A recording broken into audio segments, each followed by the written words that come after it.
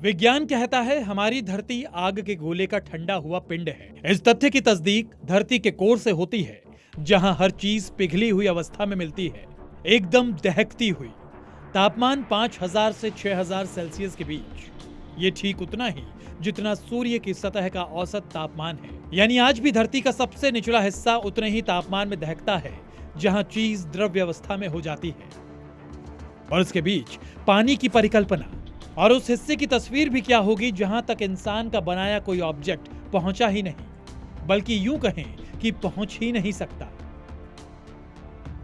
तो चलिए आपको ले चलते हैं धरती के मेंटल के रिंगवुडाइट हिस्से में, जहां पानी की मौजूदगी दिखाती ये तस्वीर सिर्फ मानक है, क्योंकि वैज्ञानिकों ने यह तस्वीर कई अपनी रिसर्च डिटेल के आधार पर तैयार की है। धरती की सतह से 700 किलोमीटर नीचे दो परतों के बीच फंसा महासमुद्र।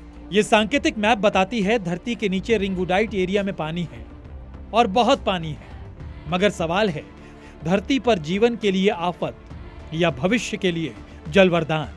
सौरमंडल के जिस हिस्से में हमारी धरती चलायमान है, उसकी लोकेशन ही आज तक रहस्यमयी है। आखिर वो कैसा संयोग था कि अपने पेरेंट प्लैनेट से अलग होने के बाद धरती 23.5 डिग्री के कोण पर झुकी और परिक्रमा पथ में ऊर्जा और ताप के चक्र से गुजरते हुए जल और जीवन का कारक बनी? ये रहस्यमय इसलिए है कि पूरे सौरमंडल, या यूं कहें कि अब तक के ज्ञात किसी भी स्टार सिस्टम में जल और जीवन का ऐसा संयोग नहीं मिलता। धरती पर जल ही जीवन का कारक है, यह आम वैज्ञानिक मान्यता है। लेकिन धरती की सतह पर दिखने वाला जल हिलोरे मारते 5 महासमुद्र की हमारी पैमाइश के बाहर है। आगे की रिपोर्ट से पहले कुछ आंकड़ों को जहन में बिठा लीजिए। धरती का 71% हिस्सा पानी से ढका है, 96% पानी महासागरों में भरा है, 95% महासागर इंसानी पहुंच से दूर है, 99% गहरे समुद्र तल आज तक रहस्यमयी है। यह धरती के जललोक की अब तक की अनुमानित पैमाइश है, क्योंकि जिस जललोक का 95% हिस्से पर अभी कोई गया ही नहीं, 99% गहरे तल में कोई उतरा ही नहीं, तो यह अनुमान के सिवा और हो ही क्या सकता है।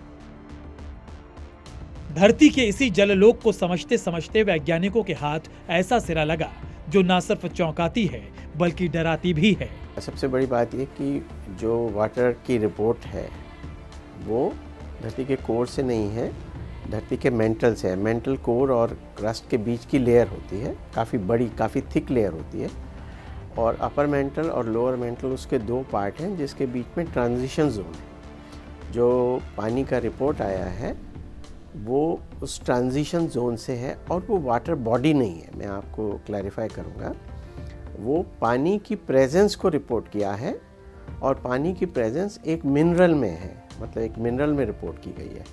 तो ओवरऑल क्वांटिटी ऑफ पानी बहुत ज़्यादा है, मगर वो एक वाटर बॉडी की तरह से नहीं है, इनकॉर्पोरेटेड मिनरल का पार्ट। अगर आप जियोलॉजी यानी भूगर्भ शास्त्र के विद्यार्थी नहीं भी रहे, तो धरती के अंदर की ये बेसिक संरचना समझना बेहद आसान है। क्रस्ट यानी पपड़ी, इसकी मोटाई 5 से 50 किलोमीटर तक है। इसी हिस्से में जीवन और समुद्र है। अपर और lower mental, upper mantle crust से नीचे ये 50 से 670 किलोमीटर गहरी परत है, जबकि लोअर मेंटल इससे नीचे 2900 किलोमीटर मोटी है। इसी हिस्से में प्लेट मूवमेंट होती है, लावा होता है। कोर, ये भी दो हिस्सों में बटी है, आउटर और लोअर कोर। आउटर कोर ठोस है, जबकि लोअर कोर पूरी तरह तरल। ये लोहे और निकल से बना हिस्सा है, जो धरती का द्रव्यमान का 32.5% है। धरती की यह बनावट समझने के बाद इसके नीचे मिले महासमुद्र की लोकेशन समझिए। धरती के नीचे अपर और लोअर मेंटल बीच एक क्षेत्र होता है, जिसे ट्रांजिशन जोन कहा जाता है। जैसा कि भूगर्भ शास्त्रियों की बनाई इस इमेज में दिख रहा है, यह क्षेत्र गहरे दबाव वाला है, जिससे यहां ठोस चट्टान से लेकर द्रव्य तक सब कुछ नीला दिखाई देता है। दरअसल रिसर्चर्स की एक टीम अमेरिका के अलग अलग भूकंप संवेदनशील क्षेत्रों की स्टडी कर रही थी। इसके लिए 2000 सेस्मोग्राफ लगाकर 500 से ज्यादा भूकंपों के एनालिसिस की जा रही थी। इसी दौरान धरती की गहराई से आती कुछ भूकंप तरंगे कहीं तेज तो कहीं धीमी हो रही थी। विश्लेषण में पाया गया कि मेंटल का जो हिस्सा तरल था, वहां तरंगे धीमी थी। इन्हीं धीमी तरंगों को मापते हुए वैज्ञानिक 700 किलोमीटर की गहराई तक पहुंचे, जिसे रिंगवुडाइट कहा जाता है। रिंगवुडाइट एरिया में ही विशाल वाटर बॉडी दो परतों के बीच फंसी है। पानी यहाँ समुद्र के लिक्विड की जगह क्रिस्टल रूप में है जो गहरे दबाव की वजह से स्थिर है। सबसे बड़ी बात ये कि जो वाटर की रिपोर्ट है वो धरती के कोर से नहीं है, धरती के मेंटल से है। मेंटल कोर और क्रस्ट के बीच की लेयर होती है, काफ़ी बड़ी, काफ़ी थिक लेयर होती है। और अपर मेंटल और लोअर मेंटल उसके दो पार्ट हैं जिसके बीच में ट्रांजिशन जोन है। जो पानी का रिपोर्ट आया है वो उस ट्रांजिशन जोन से है और वो वाटर बॉडी नहीं है। मैं आपको क्लैरिफाई करूँगा, वो पानी की प्रेजेंस को रिपोर्ट किया है और पानी की प्रेजेंस एक मिनरल में है, मतलब एक मिनरल में रिपोर्ट की गई है। तो ओवरऑल क्वांटिटी ऑफ पानी बहुत ज़्यादा है, मगर वो एक वाटर बॉडी की तरह से नहीं है, इनकॉर्पोरेटेड मिनरल का पार्ट है। धरती पर जल की आमद अंतरिक्ष से उल्कापिंडों के जरिए हुई। ये अब तक की वैज्ञानिक मान्यताएं यही बताती हैं। धरती पर जल के कई युग आए, पहले भाप, फिर बारिश और उसके बाद धरती के ठंडी होने के साथ पूरी धरती पर आइस एज। जल और ताप के इन्हीं बदले स्वरूपों के बीच जीवन का रसायन बना और जीवन की विविध कड़ियां जुड़ी। इस थ्योरी के मुताबिक जल धरती का अपनी बॉडी नहीं बल्कि ये अंतरिक्ष से आया। देखिए, ये जो पानी है वो यहाँ तक कैसे पहुँचा, ये जो सतह का पानी है, आपको पता है ऊपर की जो परत है पृथ्वी की वो हिलती रहती है और कभी कभी एक परत दूसरे के नीचे चली जाती है, टेक्टोनिक प्लेट्स कहते हैं इनको। तो उसी के साथ पानी भी थोड़ा अंदर चला जाता है। जब हाई प्रेशर काफ़ी ज़्यादा जब नीचाई तक जाता है, डेप्थ तक जाता है, तो हाई प्रेशर मिनरल बनते हैं। उन हाई प्रेशर मिनरल में ये आया हुआ पानी इनकॉर्पोरेट हो जाता है। लेकिन धरती के 700 किलोमीटर नीचे मिली विशाल वाटर बॉडी ये थ्योरी पूरी तरह बदल देती है। क्या जल धरती का अंदरूनी हिस्सा है? रिंगवुडाइट पर नई रिपोर्ट बताती है कि धरती पर पानी पहले से मौजूद था। सतह के महासागरों में पानी धरती के मेंटल में मिले विशाल जलाशय से आया। पानी के सारे अणु, परमाणु रिंगवुडाइट एरिया में ठोस अवस्था में हैं, जहां से अथाह जल का निर्माण होता है। वैज्ञानिकों ने 700 किलोमीटर नीचे मिली वाटर बॉडी को रिंगवुडाइट ओसेन नाम दिया है। रिंगवुडाइट ओसेन की डिटेल स्टडी से अभी और भी चौंकाने वाले खुलासे हो सकते हैं। 26 मार्च 2012 जब जेम्स कैमरून को चैलेंजर डीप ने चौंकाया।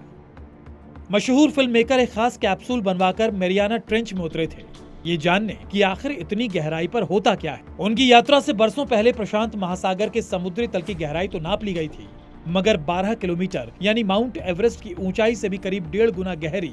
लेकिन इस गहराई पर उतरने के बाद कैमरून को ऐसा दबाव और रहस्यमय एहसास हुआ कि उन्होंने फौरन अपना कैप्सूल मैरियाना ट्रेंच से एग्जिट करने का ऑर्डर दे दिया। मई 1992, मरमंस्क, रूस। 22 साल बाद रोकी ड्रिलिंग। दरअसल रूसी भूगर्भ शास्त्री 1970 से ही धरती के भीतर एक ऐसा बोरहोल बनाना चाहते थे जिससे अंदाजा हो कि इंसान या इंसान का बनाया ऑब्जेक्ट धरती के कितना भीतर जा सकता है। लेकिन 22 साल की मशक्कत और 12,262 मीटर की खुदाई के बाद इसे रोकना पड़ा, क्योंकि इतनी गहराई पर ही तापमान 180 डिग्री से ज्यादा था। लेकिन इसके बावजूद यहाँ समुद्री जीवों के अंश मिले। रूस का ये बोरहोल मैरियाना ट्रेंच से भी 250 मीटर गहरा था, जहां रहस्यमयी चीजें मिली और जहां से नीचे उतरना इंसानों के लिए संभव नहीं लगा। तो फिर 7,000 मीटर की गहराई पर मिले रिंगवुडाइट ओसेन की स्टडी कैसे होगी? और सबसे बड़ी बात, इस भूमिगत महासमुद्र में हलचल हुई तो धरती की सतह पर क्या होगा? ये पानी प्लेट्स की तरह हलचल नहीं करेगा, क्योंकि ये आयोनिक फॉर्म में है और जो रिंगवुडाइट मिनरल है उसके अंदर फंसा हुआ है, उसके अंदर है आयोनिक फॉर्म में, तो ये पानी को हलचल नहीं करेगा। लेकिन जैसे मैंने आपको बताया कि अगर ये मेल्ट होता है और आसपास की चट्टानों को भी मेल्ट करेगा फिर ये, तो उस केस में जरूर ये मैग्मा ऊपर आ सकता है और उस केस में फिर ये होगा कि मैग्मा अपनी एक्टिविटी करेगा, वोल्केनोज ऊपर आएंगे, अर्थक्वेक होंगे। वैज्ञानिकों का अनुमान है कि धरती के भीतर जिस लोकेशन पर महासमुद्र का पता चला है, अगर उसमें हलचल होती है तो सतह पर प्रलय तय है। वो प्रलय ज्वालामुखी विस्फोट के साथ ही हो सकता है और चट्टानों के पिघलाव की वजह से भूमिगत समुद्र के सतह पर फैलने का खतरा भी है। उस समुद्र का पानी इतना है कि पूरी धरती 3.5 किलोमीटर पानी के भीतर समा जाएगी, ऐसी वैज्ञानिकों की अनुमानित आशंका है।